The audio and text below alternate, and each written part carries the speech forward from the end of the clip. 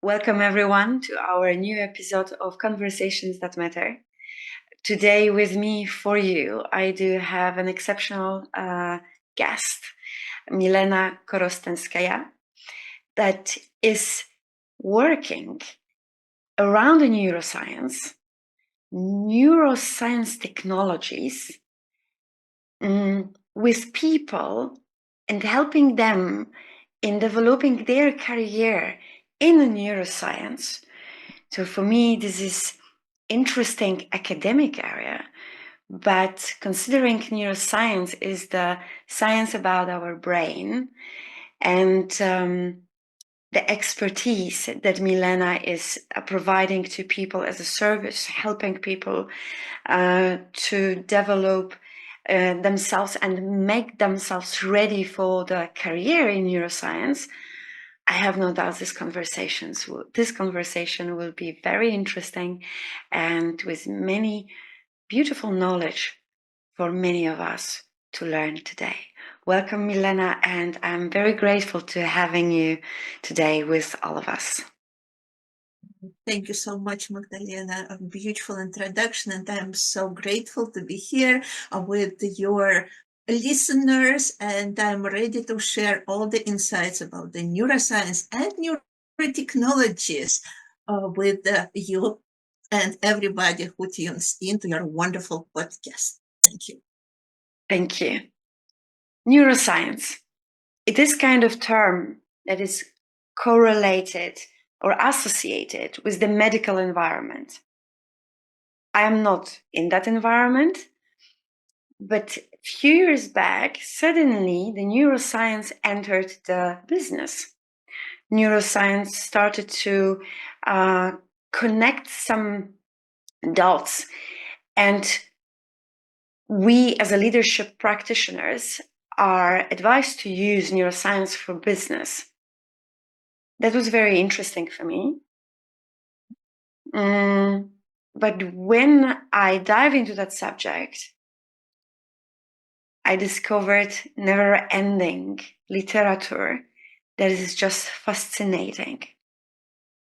Can you tell us, please, for us as amateurs, those who know neuroscience and are coming from similar environment as yourself will know it well, but most of us don't.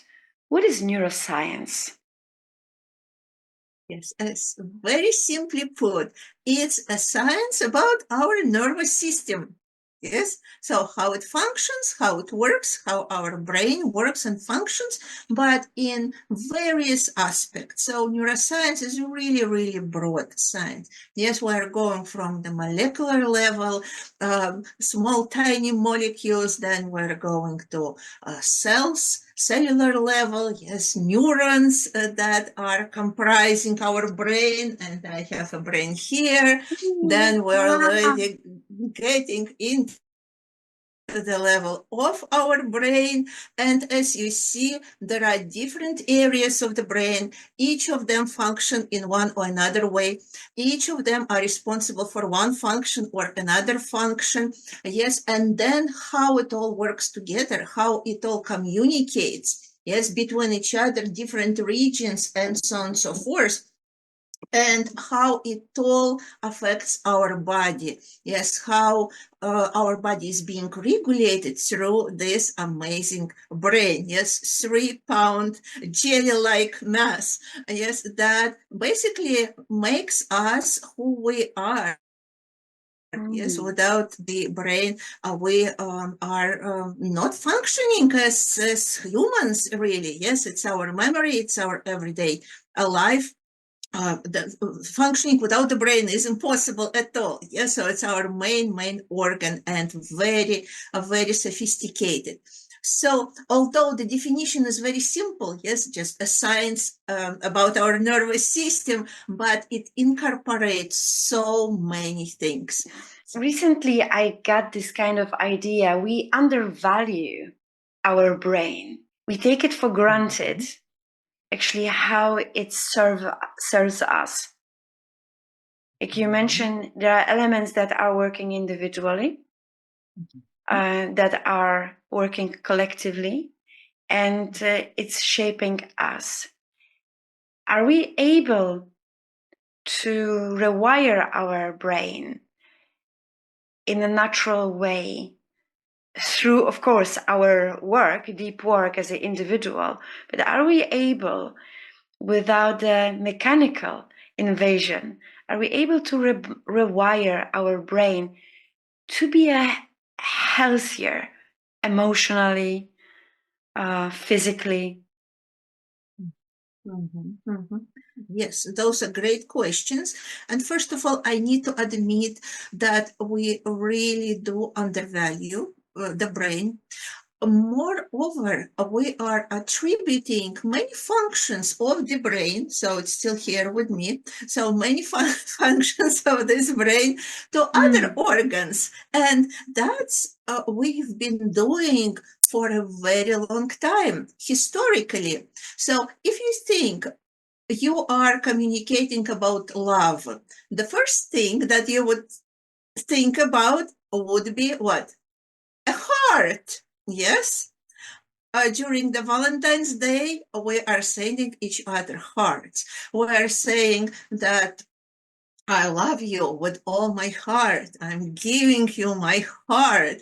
And yes, even when you are speaking about memorizing things, you might say something, I'm learning it by heart. Yes.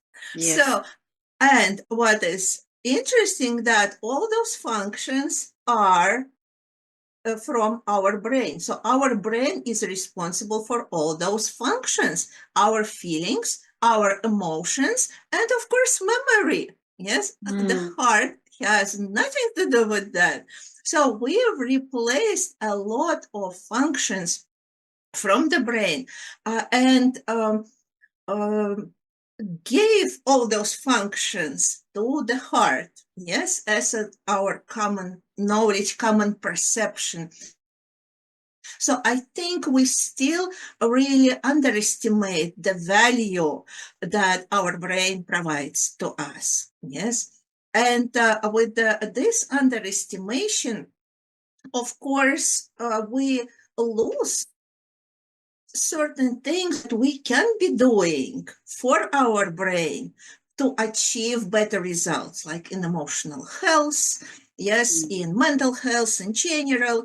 And all that is possible. And rewiring that you are talking about, yes, our brain is very flexible.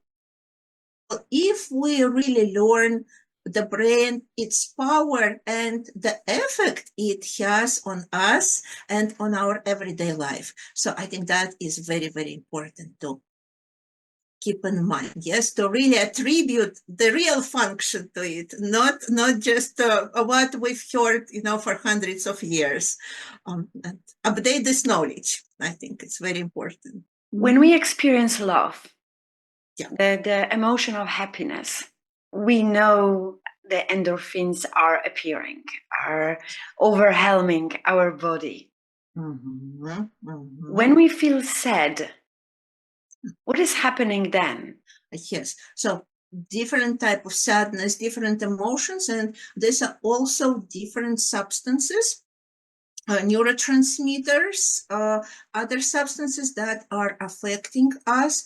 But it's very important to understand that it's still the work of our brain. Yes, we wouldn't be feeling that if we wouldn't have our brain. So it initiates that process, and of happiness and of sadness. Yes, so all the substances that are being excreted and brought into our bloodstream, yes, these are all initiated in our brain and many secreted there in our brain. The nerves, we are all covered inside with the nerves, and yes, they are all connected with the brain. And as you say, the feelings, the engine of the feelings is the brain. I say, we are the author of our own life. And from my own experience, when I'm talking with myself, we have thoughts, right? We are thinking, overthinking, procrastinating. And it's like the dialogue, me emotional with the brain that is rational. And I mean, at least this is how I am experiencing, right? When there is a heart and emotionally I am considering some subject or some thoughts, then I don't know what to do. I don't know how I should feel. And then there is a brain is giving the signal, do rational. Interestingly, when followed the emotional drive, that was not a good decision. When heard here, like the rational part is sending, from some of the synapses, is sending the information, Magdalena, that's not okay, and you know it. This is what you should do. When selecting that way, despite the pain and the tears, for example, this is where I won. And this is somehow also, this part made me interested in neuroscience and how beautiful organ brain is. Emotional and rational attitude in life that we do have. How can we explain the work of brain versus these terminologies? Yes, I hear you. So, as I already mentioned today, that our brain has different parts, yes, and we have parts that are mainly responsible for emotions. Yes, we have amygdala, for example. Yes, it's the deeper parts of the brain, and we have parts like here prefrontal cortex. Yes, so which is mostly responsible for decision making and for planning, for that rational that you were talking about. Yes, of course, in general, everything is more complicated. Now there is this new movement that is showing that everything is connected. There are networks that are working. It's not only one part or another, but just in a classic sense, yes, amygdala was responsible for emotions and prefrontal cortex mostly for planning and rational thought. So it's not like one part of you is emotional. It's still the same brain. It's still the same place that is generating both. Yes, and your emotions and those rational thoughts. It's a question of which part of your brain wins, okay, in that conversation. Okay. Yes. So, and what is winning? Usually something that got used to win. Yes, so certain pathway in the brain that was formed that you used already over time, over and over and over. The connections that were created in your brain. And because our brain, it loves automaticity, it likes simplifying things. Yeah, so if you used it one time already in this way, why not to do it another time? Yes, why not to go the same path and not to waste energy on creating something different? Yes, so, and in this case, if you are not making any conscious effort to change the way you behave in one situation or another, your brain will be going just through this path over and over and over again. Yes. So to create something different, to make a change, like you said, okay, maybe I should go into this rational direction and different direction, you really need to consciously make an effort. And it might not be easy the first time around, yes, because you're creating new connections, new pathway in your brain. But as you do it over and over and over again, it becomes a situation like you had before, just with that first pass, but now that pass already is not as well walked. You have a new path and you can start walking that path more easily. And if you don't like that path, now you can create another one. So it really depends on you. Our brain is very, very flexible. It can form new connections. It's to that question that you asked me at the beginning. Yes. So can it rewire? Yes, it can, but you need to create this process and repeat it several times until those connections become flexible in that way and create the path that you can walk.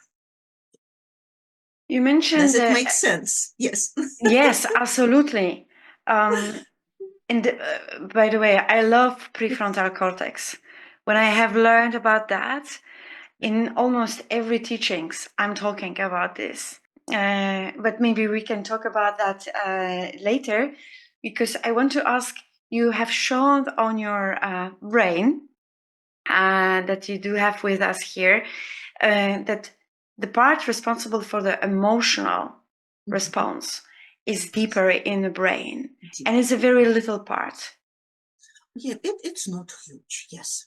Yeah. Is the procrastination related to emotional part or not developed prefrontal cortex? Yes, so that's a great question. And again, everything is connected, yes, in the brain. But mostly people and researchers were attributing it to the prefrontal cortex. Probably that part is involved the most, but the support of emotion is very important. So even if your prefrontal cortex is not really doing its job really well, but you have very strong emotional support for that, yes, you can help yourself to get over this difficulty of doing things. Yes. And helping your prefrontal cortex work. Yeah, so if you can really make them work in a tandem together, that would be ideal. If you can achieve that, to really have this positive emotion about what you are doing. We can force ourselves if we have very well developed prefrontal cortex and if we are not tired, because tiredness, of course, affects it. Many things can affect it, yes. But if we can add that emotional component, we can support it even if we are in not very good shape. Maybe we are tired, we are not motivated and whatnot. But yeah, it helps tremendously. For example, getting excited, yes, about something that maybe you don't want to do. So that emotional part would facilitate also the work of your prefrontal. We speak about the emotional intelligence. And for me, and also through my own practice, my own development, definitely years back, my emotional part was much more active. And didn't understand the power of the cognitive map, especially on the part of my response for various situations. Going back to brain, when we are we born with the same capacity of brain? Are we equal? That's a very good question. And people are still arguing about this. Yes, so it's in general, we have the same capacity. overall. Yes, it's the same brain, but we cannot exclude completely a genetic component. Yes, so it doesn't mean that it determines us to be exactly in a certain way. It gives us certain limits, yes, but they're quite broad, within which we can develop. It's nurture versus nature, a question that's been That's asked for nice. hundreds of years, I think. Yes, but what we see in general, at least in the recent years, we're talking more and more about the influence of the environment on our brain. Yes, about the our own influence on ourselves. Yes, what we can do. So, and that. So why there is the still prevailing myth of 10% of our brain, that we're using only 10% of our brain, which is not true. Yes, we're using absolutely 100% of our brain, but why is it still prevailing? Because we're still hoping that we can achieve more. Yes, and there is somewhere this hidden part of the brain that we can turn on, and we will become geniuses and whatnot. So I think it's that hope that we can always do better, and we can, but just not by turning on a new part of the brain, but working effectively with those parts that we already have, like creating new pathways, what we already discussed today. Yes. Yes, making new connections between neurons, really enriching our experience, enriching the information that is encoded in our brain, forming new memories, new things, yes, new learning experience that we have, and enriching what we already have by doing that. So that's, there is no one answer to this question, but we definitely have a lot of power on our brain, and I don't think we use it in a full capacity in terms of what can be done. Maybe that's Yes. the conversation and debate around this 10% that we are using. The brain is working in 100%, but the capacity available actually is used in 10% because we are lazy. We are sometimes, most of the time, we will be lazy. And I'm not saying that in a negative manner. Yeah. When we will establish a routine in our life, not too often we keep moving and growing.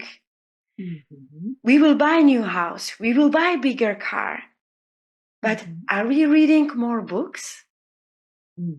Are we learning something more?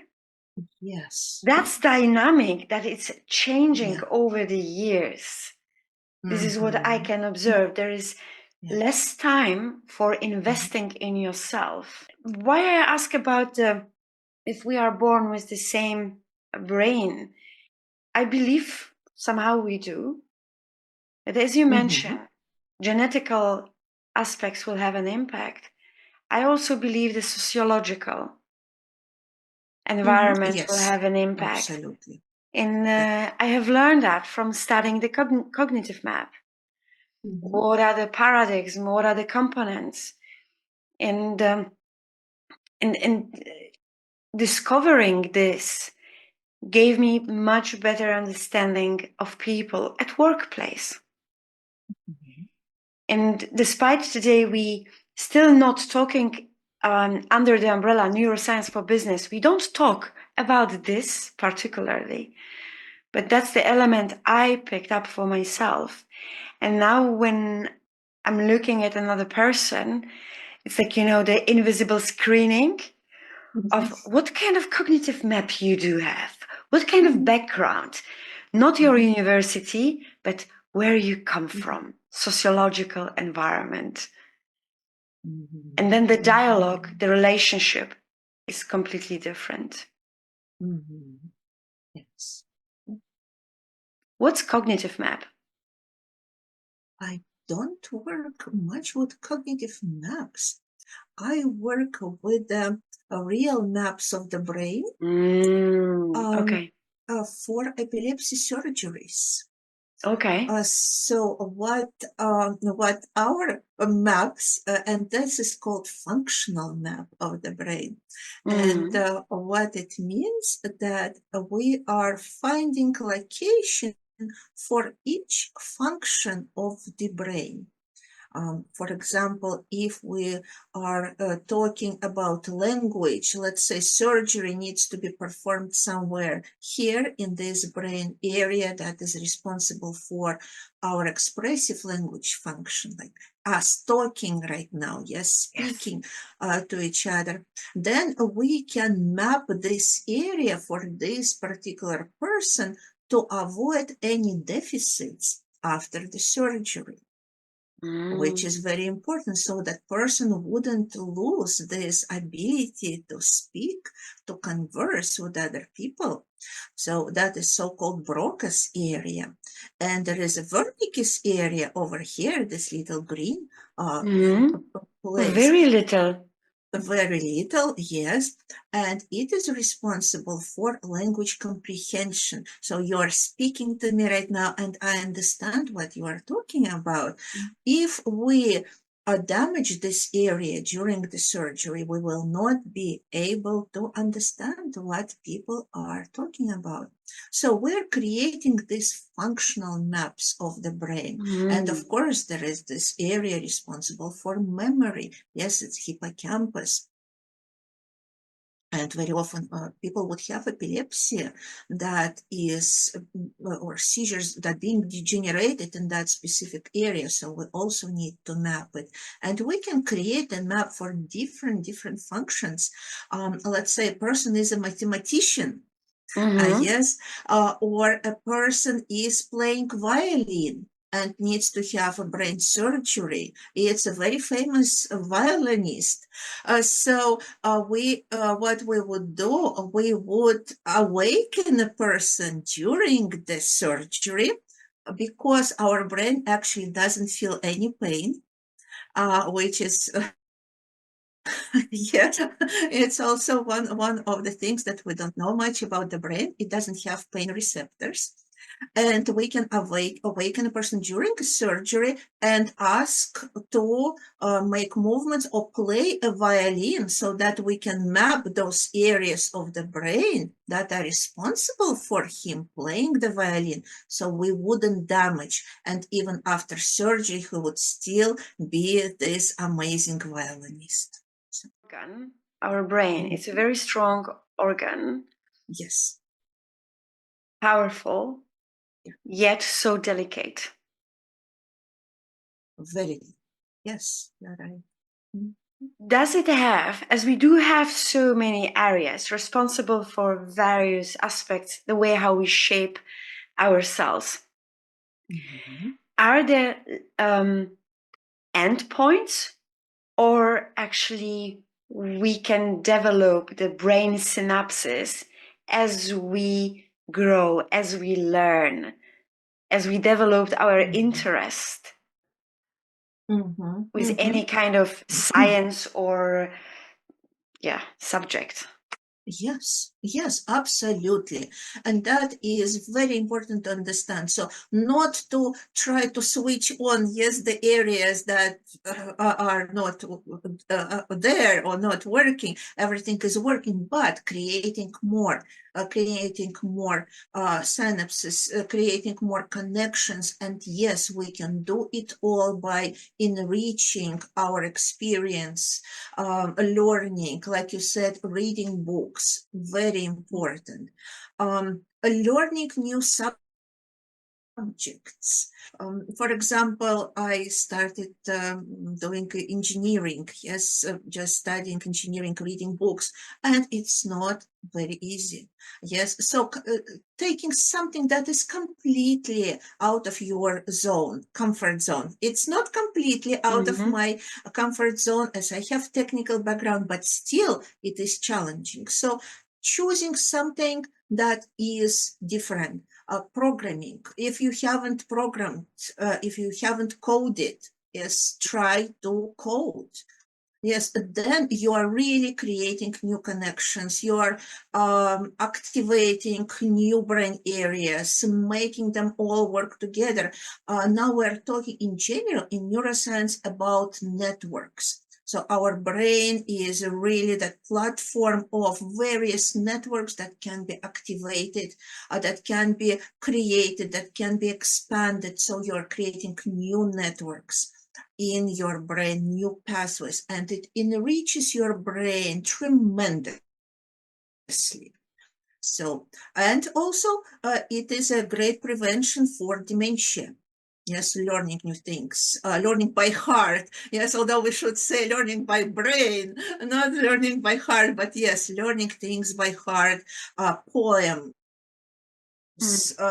new languages, all of that is very important. Learning new ways of doing things. Start questioning, okay, why am I eating with my right hand? Why am I not doing it with my left? And it was so interesting when I first came here into the United States. The first person whom I met was Professor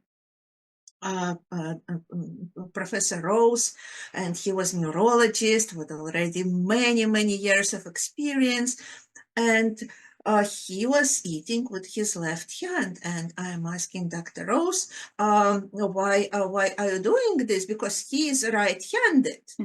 And he's saying that I am working on preventing any possibilities for me not to be able to feed myself if I have a stroke. Yes, because he already has one hand. So if he has, let's say, a left hemispheric stroke, this hand will not be working. Yes, so, but his right hemisphere is associated with the left hands. It's like was crossed, yes. And now he will be able to feed himself and use his left hand if he will need. So you can create those new pathways for the cases. If something happens, you already have it covered. So you even can do that. Yes, you can rewire your brain even to such extent. We are finishing our universities, we are gaining our diplomas, and that's it. We get our job and we are focusing on the titles, on the career, purely on the career. The behaviors are shaped based on what kind of leaders we do have. We copy paste certain behaviors, certain attitudes. And that's the type of routinal world for me we are living in. And if we want to change, I like what you have said. We need to do something else. Reading books. I didn't like the biographies. But this, it's like, gave me second brain when I started reading them. Right? It gives literacy of expression. What I can notice among people from the workplaces, people are having challenging times in expressing themselves effectively. From the organizational jargon, we call it communication. I believe it's not a communication, it's the declining ability to express because we do not develop certain synapses in our brain. When we developed the prefrontal cortex, it's a decision. So it's a stronger part.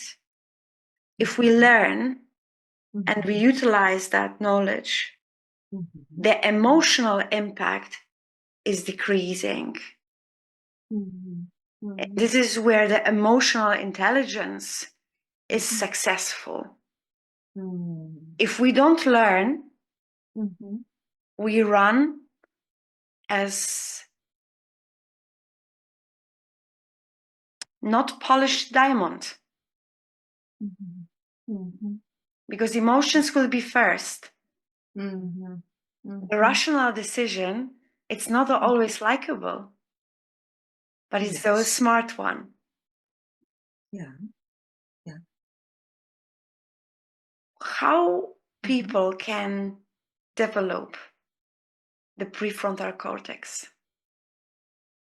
That's a great question. And, it's a question I think that also is important to me. We all, who want to achieve things, yes, we would wish to have our prefrontal cortex more developed and being stronger. But I think we need to think about the functions, yes, for what prefrontal cortex is responsible. So it's decision making, for example. Let's start with that. And if we start with the actions that are related to our decision making, we are already developing our prefrontal cortex. Yes, we are working with it. And it is simple as that. We can train ourselves to make decisions. And it's we can start very simply. Okay, I don't know what do I want to have for breakfast. Should I have this? Should I have this? Okay, make a decision. Yes, give yourself 1 minute, and in 1 minute you need to make a decision. Do you want it or not? Doesn't matter. You're making a decision. So, and you made it one time. Then, what should I wear today to work? Maybe there should be this blue dress, or maybe this nice costume, and you are sitting in your closet for half an hour and thinking, what should it be? Yes, okay, you're giving yourself 1 minute again, and you're making a decision. And it doesn't mean that you will be doing this your whole life. No, it's just a training. Like you go to the gym, you're saying, okay, I'm going for half a year. I will be really working out each day. Yes. So here, I will be exercising my prefrontal cortex on making a decision for half a year. And this is how I do it. Yes, I will be timing myself on my decisions. And you do it. Yes, just as simple as that. Then in half a year, okay, what else can I do? Yes, it's also execution of certain plans, of certain action. Okay, what is difficult for me to execute? What is difficult for me to do? Get up each morning at 5 a.m. and do, a routine.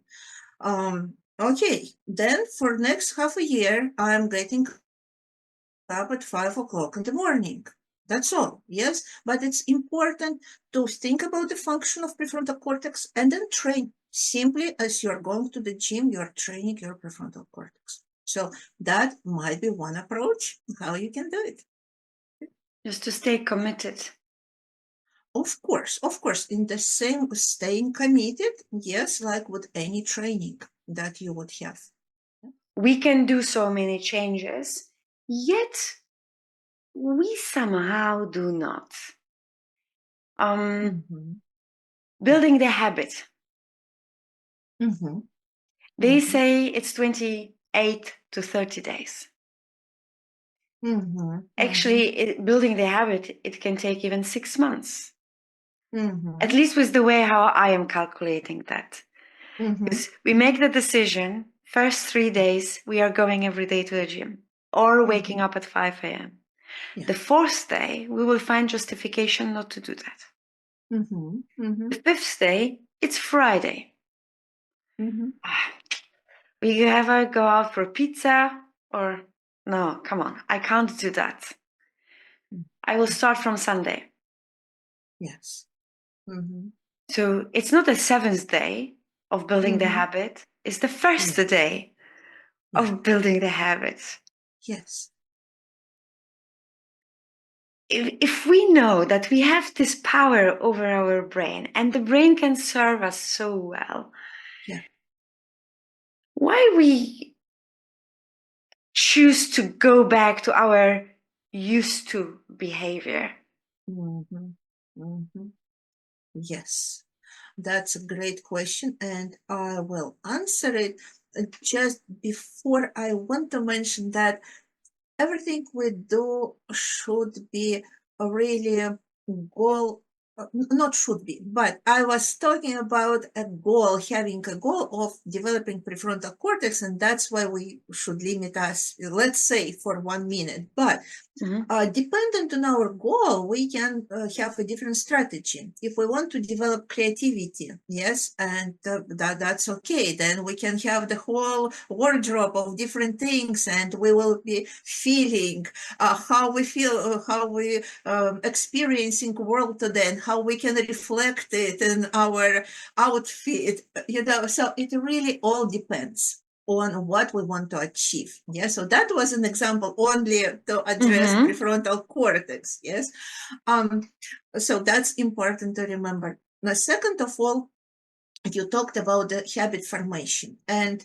there were also many misconceptions about that. So 21 day, 30 days, and whatnot. Each habit is formed as long as it needs to be formed. Okay, there is no exact number of days that we should perform certain things, but usually we start seeing that that we form the habit when it becomes almost automatic. Let's say you are getting up at 5 o'clock. Yes, the example that I provided, you talked about. And until we still need to have an alarm clock for that, it's not formed. Yeah, so it really needs to be ingrained in our circadian rhythm, in our biological system, so that 5 o'clock, no matter what, our body will be and our brain actually will be alerting us that it's time to get up, and you're getting up without a second thought, and you're going and you're doing things. Yes, of course, there are difficult days sometimes and whatnot, but overall, let's say 80% of the time, you already will be feeling at ease when you're doing it. So then you can feel, yes, I consider my habit, at least for a day, has formed, and now I can get to the next exercise, let's say for my prefrontal cortex. So it really depends, yes, on the circumstances. So it is very individual from one person to another person. That is important to remember. And now to your question, why? Yes, why don't we? And there can be different explanation for that. Is this really something that is important for you? Because our body, again, it's a biology, and our biology and biology everywhere, it doesn't want to exert unnecessary effort and to use unnecessary energy, because it is our survival. Yes, our energy determines our survival in this world. Why to use it on something that is not necessary? So if you don't think, you don't believe that that is really what you want, what you really need, you will not be doing it. No matter what, yes, you will find an excuse to not to do it. So is it really on your priority list? Maybe you have a different priority. Yes, just maybe think, maybe it's not what I need. Do I really want to exercise this prefrontal cortex? If so, for what I will use? What will become? So make this something really important for yourself, that like your life depends on it 100% if possible. Yes, then there is no question that you will be doing it. If somebody will tell you that if you don't wake up at 5 o'clock every morning, something horrible will happen to you, your family, and whatnot, of course you will be doing it. There is no question. Yes, so we have a motivation, very strong motivation behind it. So you need to develop that motivation to have it in order to succeed. If we are having no motivation, isn't it that this emotional part is speaking through our brain and we choose what is comfortable? Mm-hmm. Yes, so of course there are different reasons. for not feeling motivated. And what comes first? Yes, it's an egg and a hen. Yes, but there can be things that maybe it's really not important. I believe also, of course, in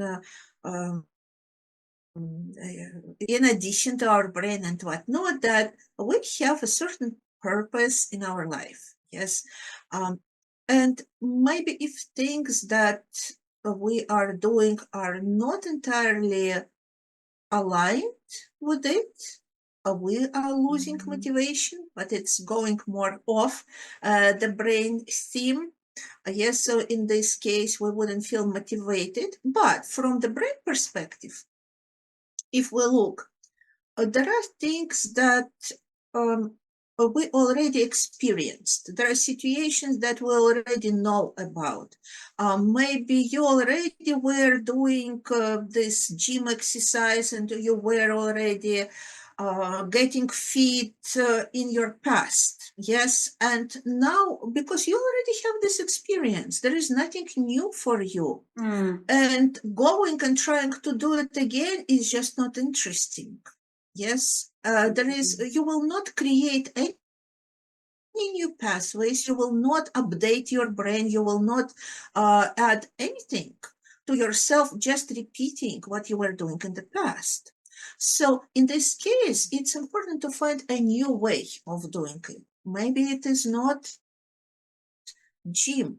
Maybe it is Tai Chi or Qigong. You will be, cutting boards with your fingers, but something completely different. It still will be helpful for your health. Yes, but it will be new, or start ball dancing or something like that. Yes, but change the experience, because we're repeating things all over and all over again, and it just doesn't serve our brain. It doesn't get anything from it anymore. We are stalling ourselves and losing motivation. So create that motivation, that internal drive that will help you do things. I like that you brought that to the purpose. I believe that it is existing. Yeah. And life has different sense when we do have purpose, when we discover it. And it doesn't have to be big or expensive purpose in life.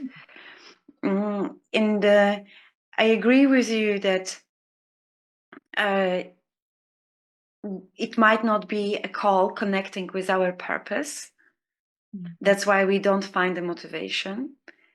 From the other hand, the purpose itself somehow is driven by the social trends.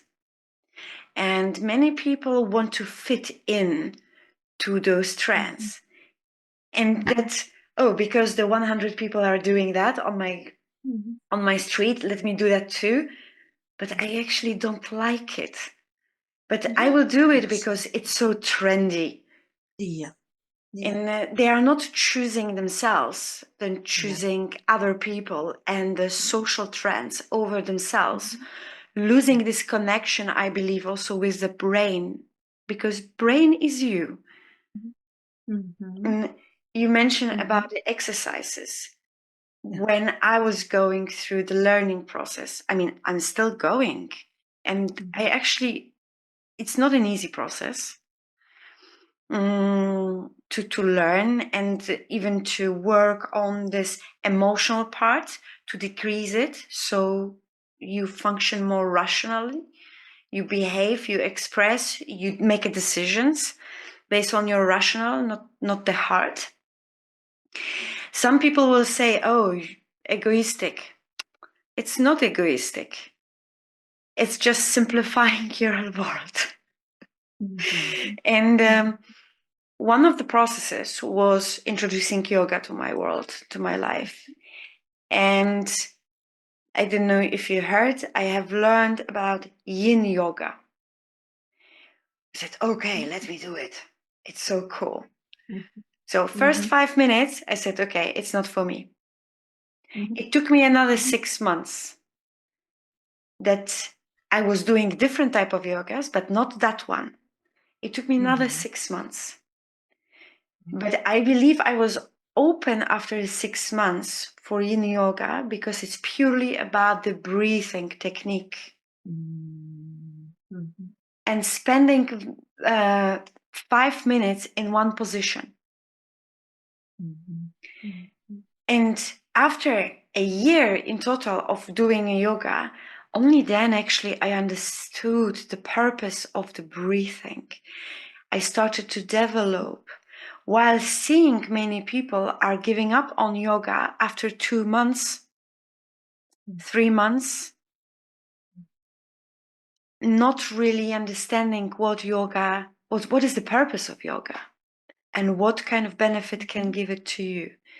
So for me, definitely my brain is very grateful that I did it. And when I decided for the yin yoga, the instruction is going, okay, stay in that position for 5 minutes. And that was the first time. Hello, brain. I don't think I can talk to you right now, but you are the only one. Here, me and you for 5 minutes. Dear brain, not today. It was literally my talk, inner talk. And in that position, I will not stand with my brain for 5 minutes. And then the session is for 60 minutes in total. But I love my brain today. And it's so complex. As we even speak right now. Like, oh, go to the gym, go do this, think openly, be less procrastinating, develop your prefrontal cortex. But we can see how many elements actually are activated within one decision we take to make a change. How it is, considering the science, and you work with other scientists in that area. On top of that, you are guiding them towards their career. Are you using your knowledge about the brain, how to prepare them for their career development? Yes, that's a great question. Of course, what I notice when working with people, I help them to build successful careers in neuroscience and neurotechnologies, and that many people come with the common problems. For example, they are struggling with creating networks in their field. Problems connecting with people, communicating with people. They are not confident in their abilities in building those successful careers. So there is a lot of things that can be worked with and helped by working with the brain and developing certain approaches that can help them. Yes, so I do not only consulting in a way, but coaching based on the knowledge of our brain. Is it difficult environment? Because I understand it's also the academic, the deep academic environment.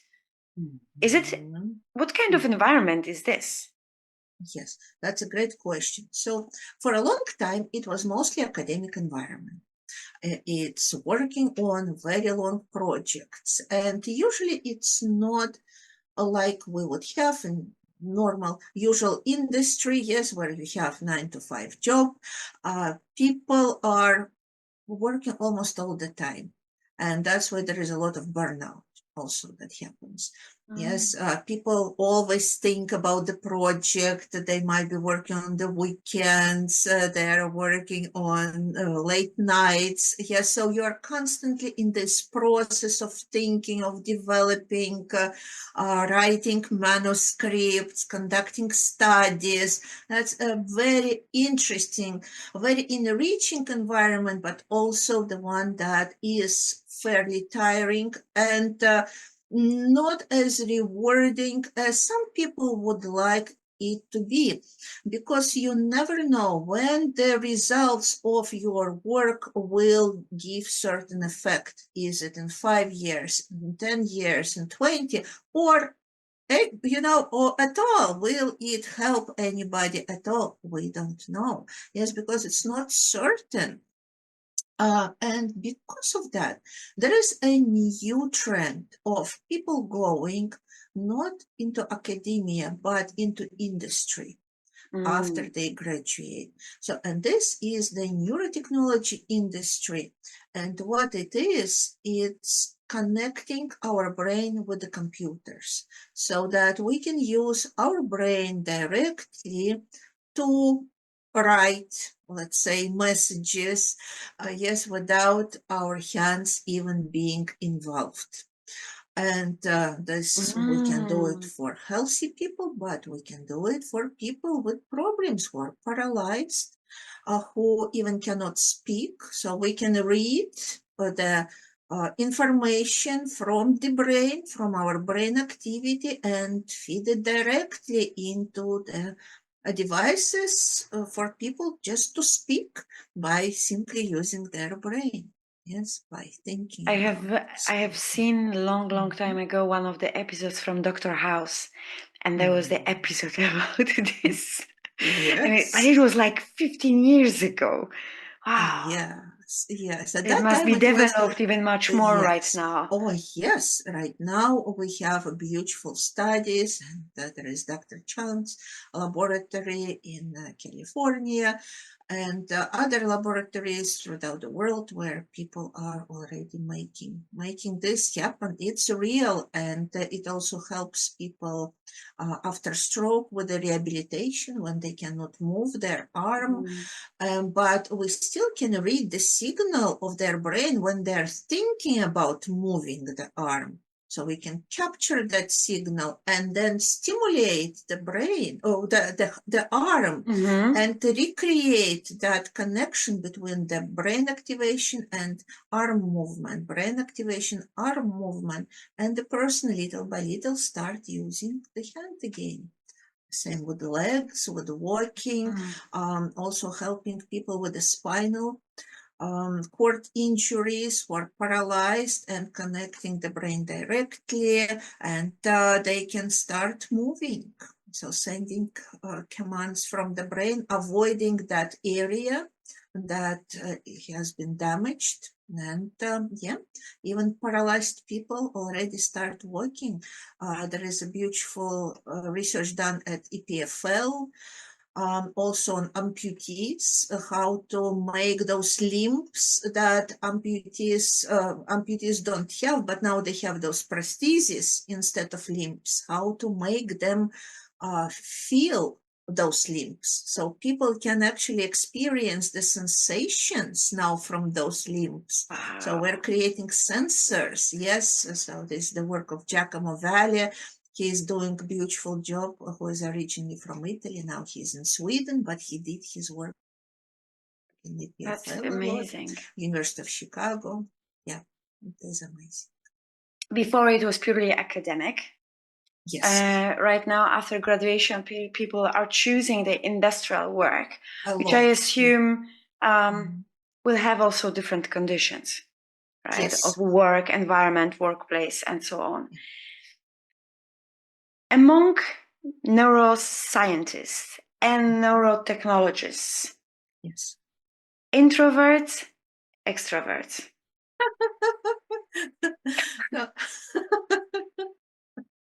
That's a good question. Yeah. How you will say, are there more introverts? Yeah. All of them? Or those who are going for industrial work, they are more extroverts? That's a great question. In general, people who are choosing science, of course, and engineering, by the way, are a lot of introverts. Yes, a lot of introverted people who just like working for themselves, in their own bubble. And that's why the communication struggle. Yes, communication to create networks, to talk to people, to put yourself out there.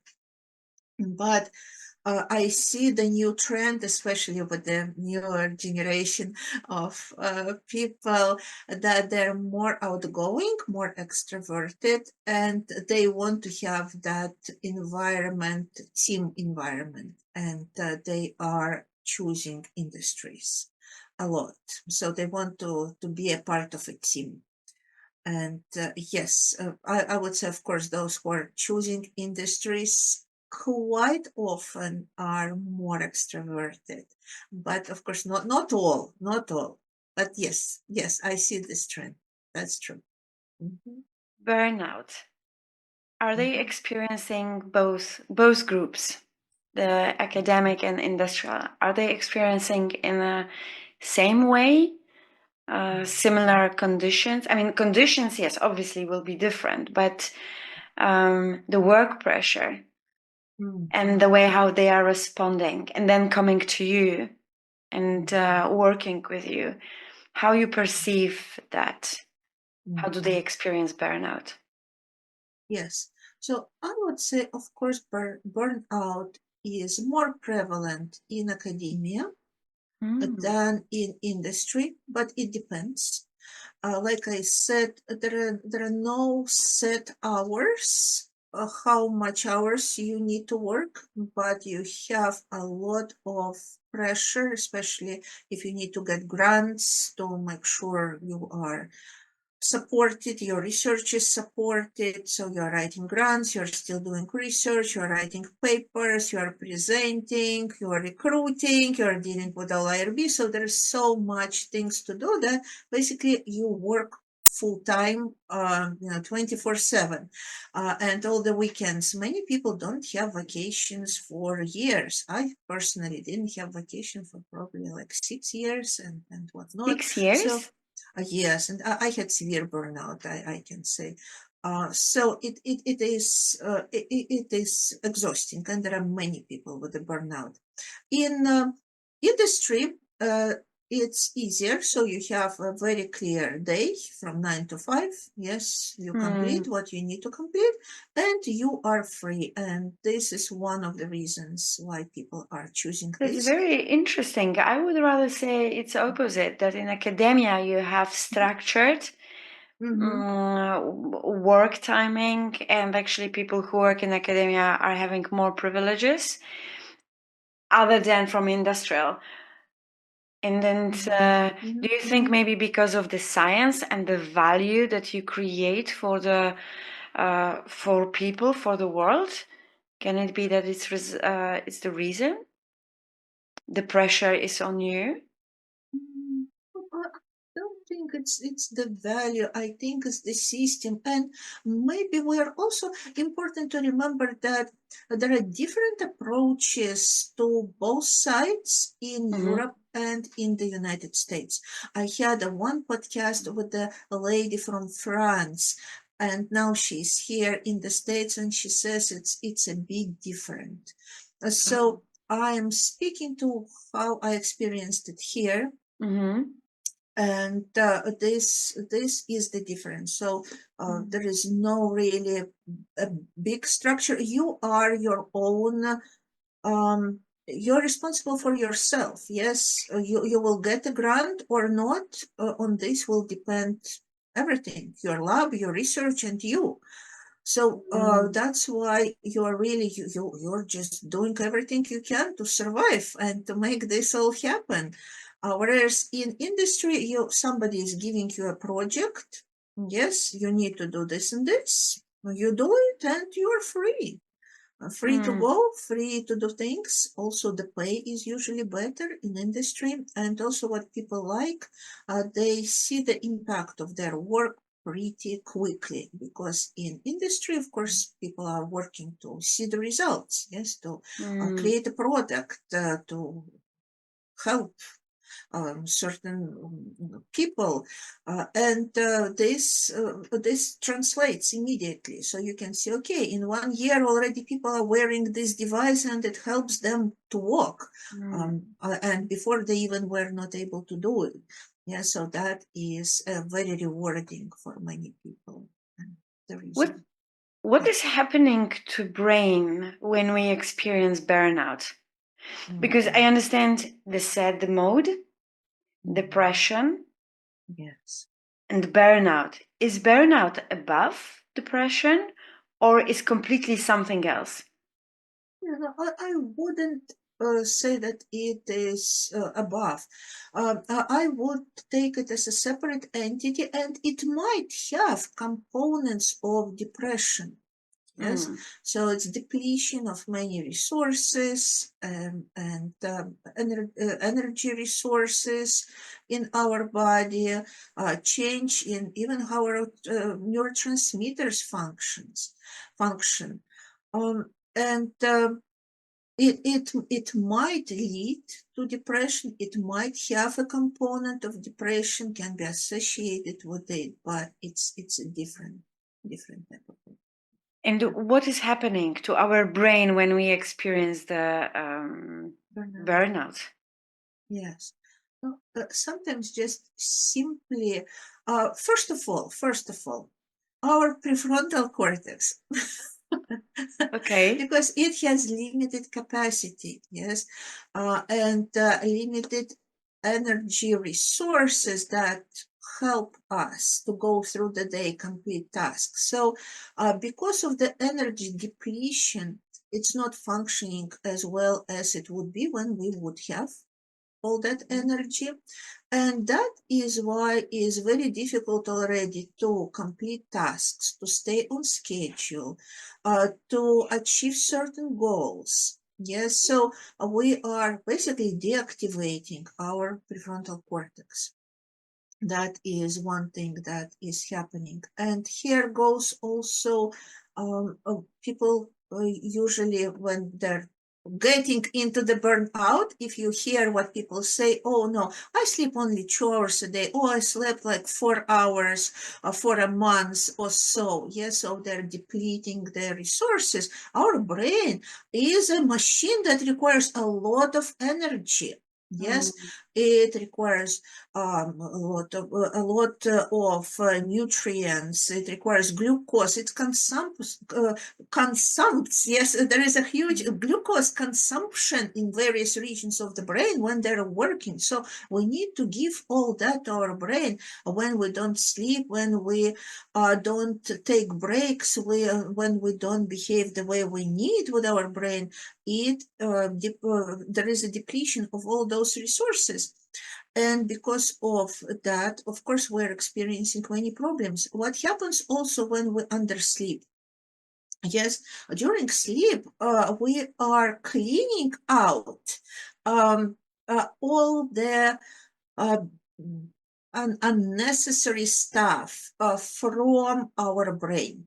So all this stuff that we already don't need from our neurons, from our main brain cells, yes, it's all going and getting flushed out. There is a beautiful research that was done, and it was shown that this is what happens. So when we undersleep, then we don't have this. So all those unnecessary substances, they're staying in our brain.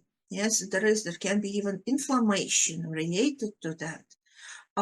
When we are not sleeping, when we are too tired, yes, which we have when we're burnt out, what happens that also there is no consolidation of memory. So our memory processes are being impaired. Memories are not being properly stored. They need to be stored. They need to be structured. All this is not happening as well. Yes, so we have problems with memory, we have problems with the execution, with the planning, with the decision making. So all this is happening when people have a burnout, and in addition to that, we can develop depression. no other things. Sleeping seems to be a very crucial element of our 24 day, 24 hours day. Is it true we shall keep sleeping 7 to 8 hours a day? I think Per night, I mean. Yes. It depends. It depends on the person. In general, on average, as it is shown in research, 7-8 hours usually for people, healthy people. If we are not very healthy, it can be more. If people experience burnt out, it will take time for them to recover and to get back on a normal schedule. It also differs for elderly people. It also differs for children. Yes, so it's not just 7-8 and everybody should do that. Then there are people with some changes in their neural circuitry. We have certain substances in the brain that are very more like we found in coffee. Yes, and some people, going back to genetics, have those genetic changes and they have a lot of those substances. So they're constantly active. They're very active people. And there were people like this through history. Some of them, they were famous leaders in a warfare. So they can sleep 4 or 5 hours, and that is enough for them. So during this time, their metabolism is also very quick. Everything happens, everything goes as needed, and they're ready to go. And usually those people, they will march everyone around and say, okay, why are you sleeping? What are you doing here? Yes, let's go, let's do.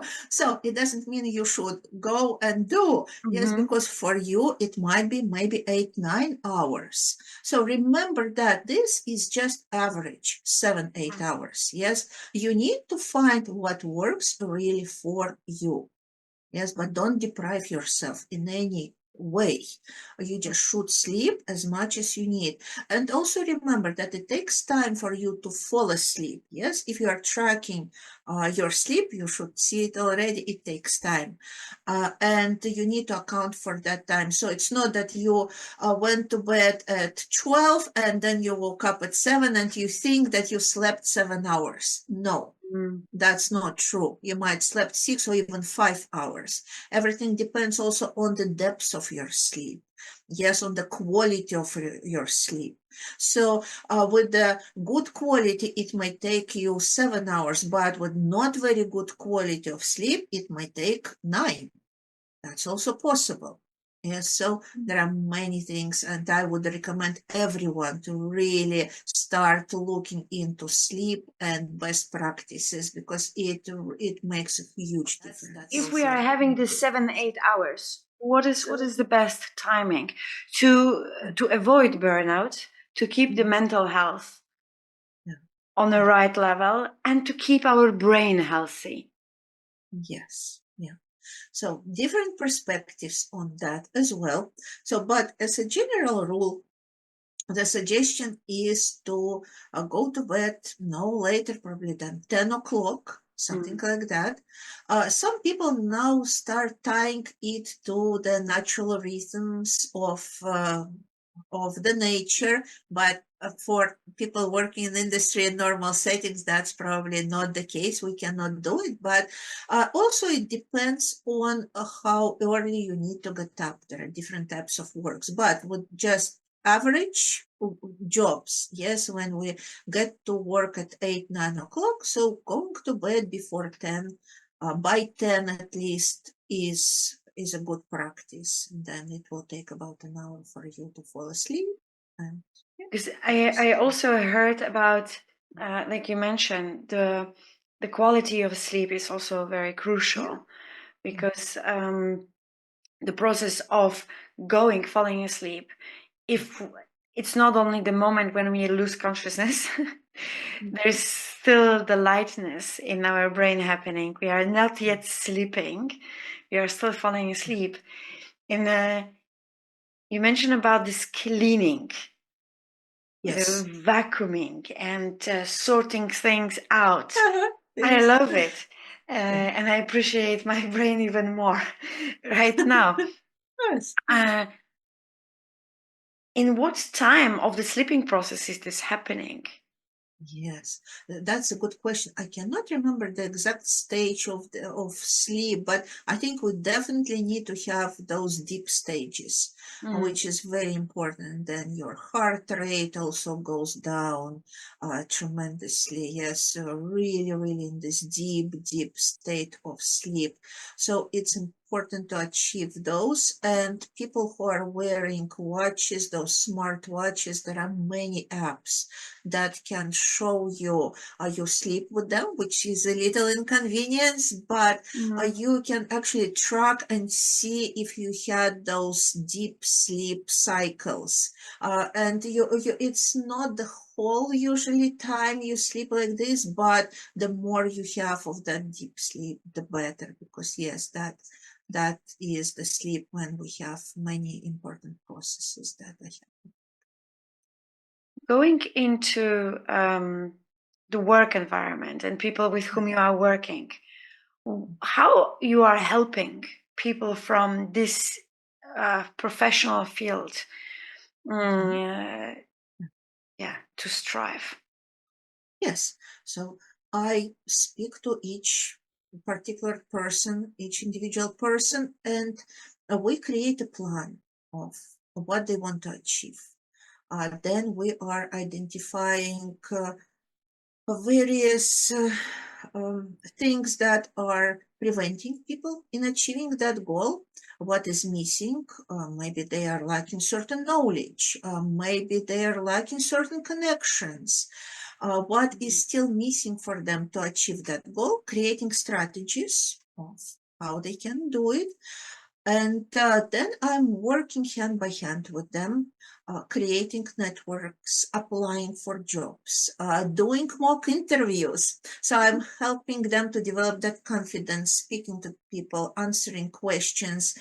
This is a very helpful component of what we do. Of course, finding job opportunities. And then even we're going into the negotiation process, salary negotiation, if they already have those opportunities. Also, I help people during this process to prepare their presentations. Very often, companies are required to present their work. So I'm very good at helping people to really showcase themselves during the presentation. And that is a big part of the process. And then even after they already got their job, people often contact me with the questions, okay, how can I advance to the next stage of my career, and I help them with that. So this is a relationship that starts at the very beginning, but it continues. I have many people with whom I still continue working even after they got their job. I support them with my advice and help them with everything they need. Is neuroscience and neurotechnology business area? Let's say that as a business area, as a career opportunity. Is it easy to get into? Oh, maybe this way. Easy to get into. Yeah. A great question. So this is the sword with both ends. Yes. Okay. Before, there were not so many opportunities to in this field in general, because it was still developing, growing, not so rapidly. But also there were not as many people interested in it. Yes, so people could get even into industry with their bachelor's degree. Yes, for certain positions. But now, although there are more companies, more interest, and more opportunities, but there are also more people who want to get into the field, and I would say that it becomes more competitive. So already bachelor degree is not always enough. If you are lucky, that's good. but you need to have, even if you have a bachelor degree, but you need to have some great projects that you've completed, some internships, demonstration of what you can do if you want to get into a Publications too? Publications in the industry are not as valued. No, they value skills.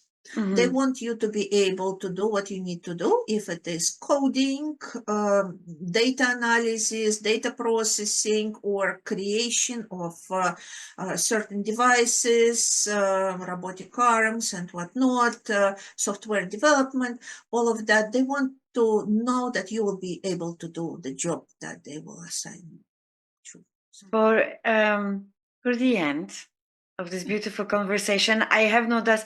I have more questions, so many questions. So I do hope we will do another episode. With pleasure. More in depth, because a human being is such an interesting creature in this world, and the brain. So, as we spoke, there's so many complex aspects that I believe for each of them we could have additional episode. What will be your message to the world? My message to the world, that learn about your brain and use it for your advantage. Because I think we are not that we are not using a part of our brain, but we're not using our brain to the extent we can. Yes, it's all available there for you. Learn how to use it for your advantage. Let it help you achieve your goals, advance in this world, leave something important behind yourself. Yes, when you leave this world. Yes, and your brain is the greatest help you can get. So amazing, wonderful. So let's use our brains. Let's do it. Thank you very much, Milena. It was a great pleasure to talk to you. And yes, you inspired me more to learn about the brain and dive back to neuroscience. I am honest, recently didn't touch this. Today I will call a surface that I know already very well. So obviously it's the time to dive in again and discover new aspects. And I think this connection is phenomenal, because I know you have made a lot of publications. So I will start from reading your publications and learn from you directly. Thank you, Milena. Thank you so much, Magdalena. And can I invite our listeners to listen to podcasts that I have? Absolutely. Maybe they will find something helpful. So I have a podcast that is called Neurocareers, Doing the Impossible. It's about all those amazing careers in neuroscience and neurotechnologies, where we talk and about applied neuroscience, cognitive neuroscience, which is deals a lot with how we use our brain in our everyday life, and also about those connections between the brain and computer. So I hope that your listeners will find it helpful. And I have another podcast which has 3 episodes right now, but they're growing. It's called Brain Myths Debunked, where I we're have seen debunking, yes, those myths, and about 10% of our brain, and about math abilities. Yes, going back, we all have equal brain, and women and men, what's going on there. So I think they can find a lot of interesting information there. And if they have topics, your listeners have topics, you have topics you would like to explore on those bases, please let me know, and I will see what I can do to include that's them amazing. also. I'm sure I will come up with some ideas. And yes, definitely, dear listeners and everyone who's with us, I will share with the description all links where you can connect with Milena. even if you need some support because you are in neuroscience or neurotechnology area, and you need some trustworthy person to discuss various aspects of your work, definitely I will share with you, with everybody. Absolutely. Thank you so much, Magdalena. I truly enjoyed this conversation and your thoughtful questions. I appreciate it. Thank you very much. Thank you very much. I enjoy that too. And I hope you enjoy, everyone too. If you do have other questions or experiences, please subscribe, like, and comment, and definitely connect with Milena Korostenskaja. Thank you so Thank much. you very Magdalena. much. Okay, Thank you. thank you. Bye-bye.